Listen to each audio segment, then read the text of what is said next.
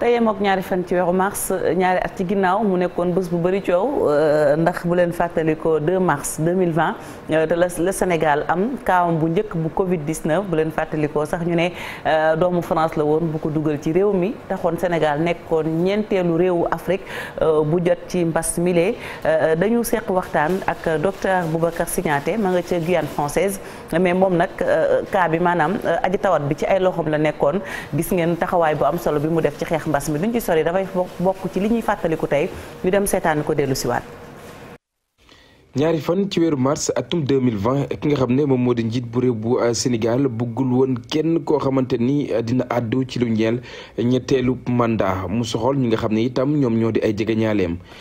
ñaari fan ci weeru mars atum 2017 président gambien bi nag ñu daal di koy fal moom Adama Barrow waaye jafe-jafe yi nga xam ne amoon na ko ci digganteem ak ki nga xam ne nag moom moo di Yaya Jammeh mi bañoon rek ne yooyu li élection moom Adama Barrow gañewu ko taxoon na moom mile mu amuloon doxu nemmeekom bu njëkk fii ci réew bu Sénégal daal di waatee file ci ambassade bu Gambie ci Ndakaaru fukki fan ak juróom-ñeent ci weeru janvier atum 2017 ñaari fan ci weeru mars atum 2020 attentat contre le consulat des États-Unis fële nga xam ne moom moo di ca Karachi lu ni mel tax na ñetti pakistanais daal di faatu ak itam benn américain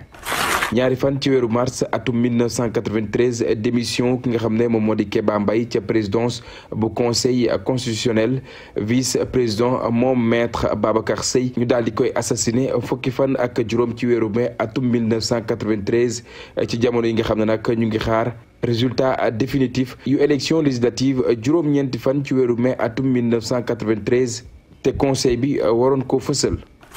ñu daal di taxaw ñaari fan ci weeru mars atum 2020 nekk bés wi nga xam ne jàngoroy coronavirus ci la njëkk dugg ci réew bu Sénégal te doomu réew bu tugal rawatina France daal di ko fiy dugal moom moomee nag duggoon ci compagnie Air Sénégal moom docteur Boubacar Signaté bu SOS médecin di dikkaat ci bés boobee nan la ko dundee woon. waaw premier cas wu Covid bi c'était le 2 mars 2020. Journée bu normale la woon mais boo xam ne après ça allait vite devenir journée bu spéciale après c'est vrai que ñun on était plus ou moins préparés parce que je pense que man commencé woon naa ci wax déjà depuis décembre 2019 donc on avait dañu organiser woon benn dañu defaroon benn genre screening ak ay questions ay laaj yu ñu waroon laaj bu fekkee njort nañ ni kaaw Covid la mun a nekk donc loolu lañ def jour boobu bi appel bi tombé après je m'attendais pas surprise la woon parce que je m'attendais pas à ce que mu tombé jour boobu nekkul woon lu may xaar jour boobu et puis je m'attendais encore moins à ce que mu tombé si man xamoon naa ni de toute façon dina egsi dina am kenn koo xam ni si médecin yi wala ci soignant yi dina jànkoonteeg premier cas Covid mais je m'attendais pas du tout à ce que mu nekk man bi appel bi tombé bi ma commencé poser question patient bi li muy jàmbat fi mu jógee est-ce que tukki na tout ça ci laa commencé comprendre ni là c'est un vrai cas suspect donc procédure bu ñu mettre en place la appliquer simplement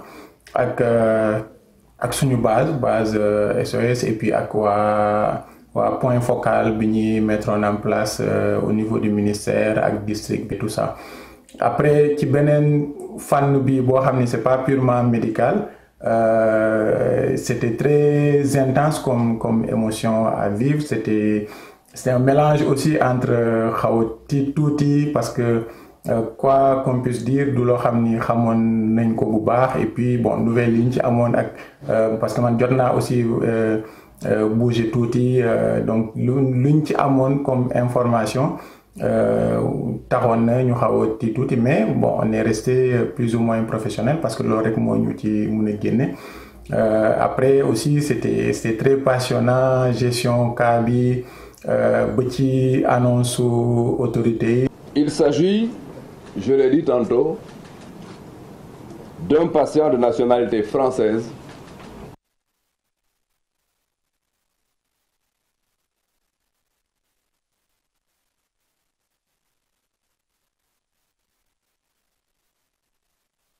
aywa ñu jaajëfalaat bu baax a baax docteur Boubacar Signaté et puis mention à Awa Signaté mi nga xam ne moo ñu jàppale nag ngir ñu mën a waxtaan ak Boubacar Signaté entre Signaté la n'est-ce pas Malick Thiandoum en tout cas li ma wax sànq waaw ñoo bokk seen Tamba bokk seen Signaté merci beaucoup Awa suñu concert nekk fii ci groupe Futur Média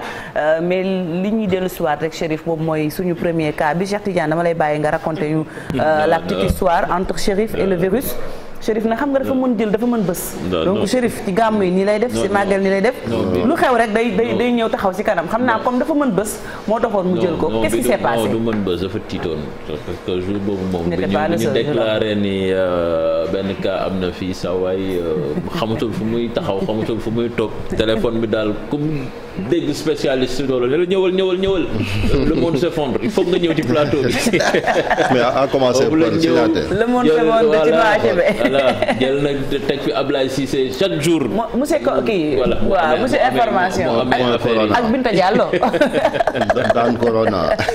daan Corona Abdoulaye Cissé et Binta Diallo quand même qui ont fait un travail remarquable et puis équipe technique derrière et tous les journalistes équipe de coordination et je pense que. ak docteur Signaté moom it taxawaay bu am solo la ci taxawoon. moom docteur bi nekkatul Sénégal mi ngi Guyane.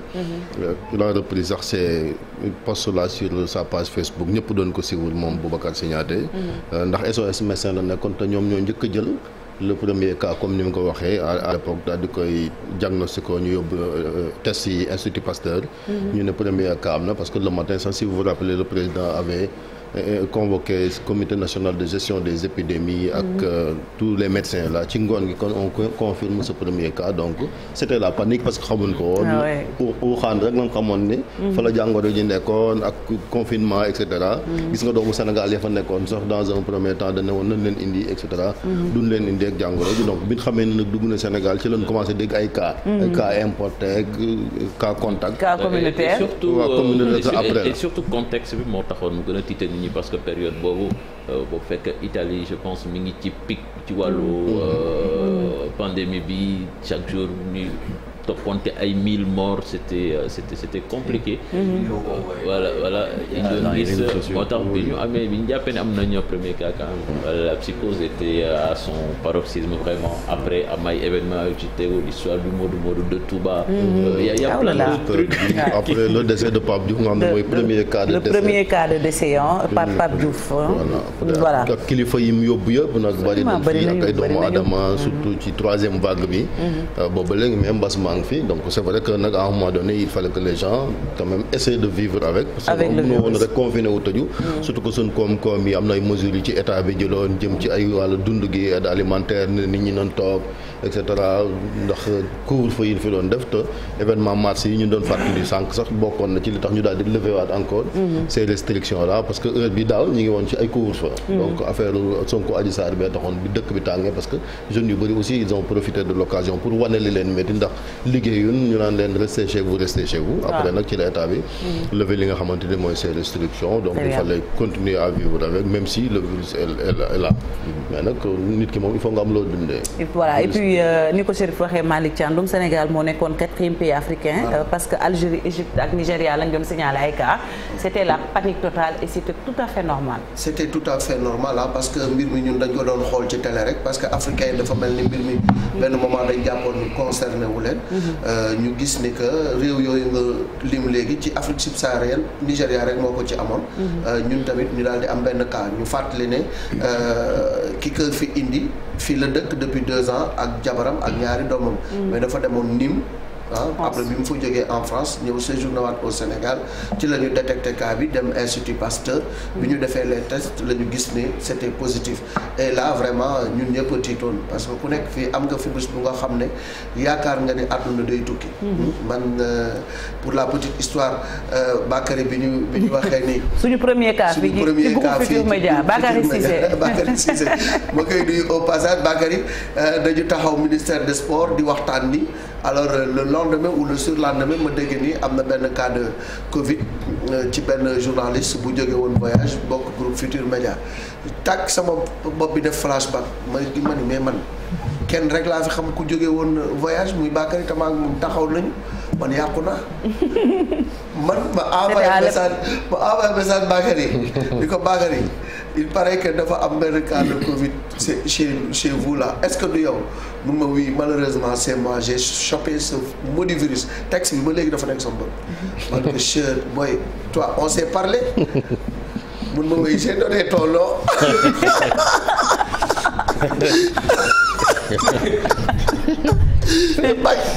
Bakary n'est pas sérieux. mais cas contact nga Malick c'est normal cas contact la. joxe naa sa tur. dañ la war a jëli boo xamante gars yi bu ñu lay jëli boobu mooy seen équipement yooyu ñoon. te loolu laa xalaat ba ni man bu ambulance bi jël gars yi sol seen affaire yooyu war ba jël si fan laa jëm. waaye yow ma tiit 15 jours liggéeyu. c'est normal hein c'était l'époque de la stigmatisation moom mi bokkoon na si cas contact man mi bokkoon naa ci. Et quand on a fait le test sama genre gi on nous a dit test yi ngeen def baaxul ce n'est ni positif ni négatif. vous devez reprendre weeru koor imaginer nga woor ba ngoon soo ndogoo ndox ngay naan di xaar sa résultat c'était comme si quelque chose de vraiment. C'était compliqué c'était compliqué.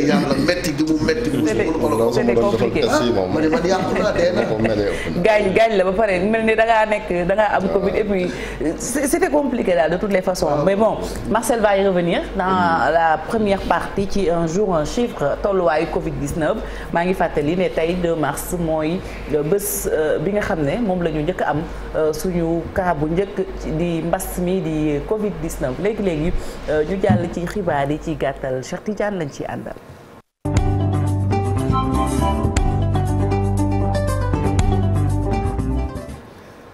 aywa Cheikh fu ñuy dooree. xibaar yi dañ koy tàmbale fële ca Guédiawaye Fati tey ci àllarba ji nag la ñuy jéem a installé bureau municipal bu mairie bu Guédiawaye ci loolu coalition Yewwi Askan Wi sax génne ci ab communiqué di xamal ni état wu Sénégal jamono ji daal mi ngi manœuvre ngir fexe rek ba confisquer vote population yi fële ca Guédiawaye ak victoire bi nga xamee ni Yewwi Askan Wi amoon na ko fa te Ahmed Aïdara jiite woon ko ci kaw Aliou Sall dañuy wax ci parti démocratique bu Sénégal ñoom nag nee nañu ña ngay weddi ñii di wax rapprochement dafa am ci seen diggante ak waa APR ci ab communiqué lañ ko xamle di réaffirmer seen ndëgër laay ci opposition bi di woo militants yi ñu mobiliser wu militants yi ak sympathisants yi rek ngir waajal élection locale yi nga xamante dinañ ko amal 31 juillet 2022 bi ñu dëkkmal ñu wax ci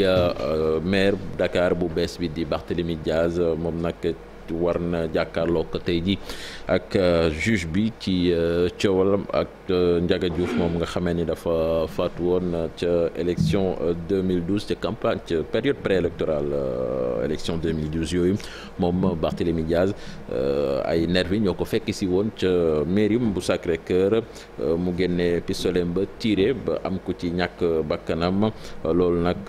condamné woon nañ ko ci ñaari atu kaso te tëdd na ci lu toll ci juróom benni weer ak amende boo xamee ni war na ko fay ci loolu sax la ñu nekk jamono ji ci appel bi te loolu procès boobu renvoyé woon nañu ko lu bare procès en appel bi ñu jeexale ko ci wàllu tàggat yaram fële ca Angleterre ak 5e tour bi de bon xam nga football tribune bu am solo la xam naa ni dañ ciy profité rek ngir fexe manifester leur soutien. voilà et puis joueurs ukrainiens yi tamit dañoo bari ci championnat yi te souvent gars yi dañ leen di jéem a defal ci Chelsea moom nu taxawee ci guerre bi wala Chelsea moom nu taxawee ñoom du seen kilifa jege na Poutine est-ce que newul di jaay jamono ji aywa jërëjëf Cheikh Tidiane ci kanam tuuti ay boor 8 heures yooyu ci kattanu yàlla di nga dellu si waat ci xibaar yi mu gën a yaatu ñu dem ci xibaar yi biti réew yi ak Ibou Diouf